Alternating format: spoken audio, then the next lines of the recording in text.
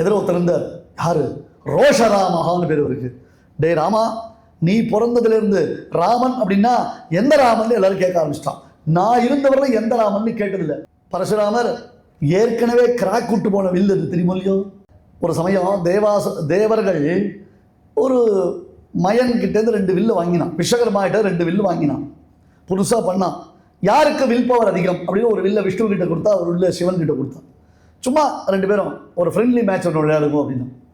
அந்த friendly match விளையாடச்சே நடுவில் விஷ்ணு ஒரு ஹுங்காரம் பண்ண. அந்த ஹுங்காரம் பண்ணச்சே சிவன் கையில் இருந்த வில்லில் கிராக் உண்டு. அதனால சிவன் அந்த வில்ல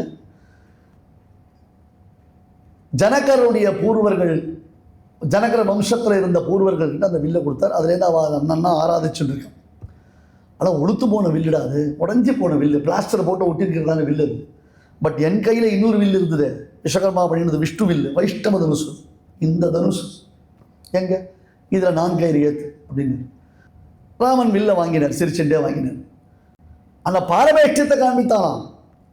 ಶತಕೋಟಿ ಶತಗುಣ ಕಠಿಣ ಪರಸುಧರ ಮುನಿವರ ಕರಧೃತ ದುರವನಮತ ಮನುಜತನುರಾಕರ್ಷಣ ಪ್ರಕಾಶಿತ ಪರಮೇಷ್ಟ್ಯ.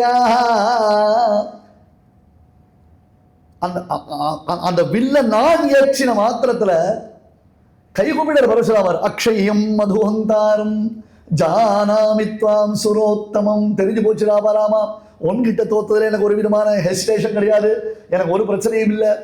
ஏன்? என்னுடைய தபோ வலிமையை உன்னுடைய பானத்திற்கு இலக்காக்கி விடு.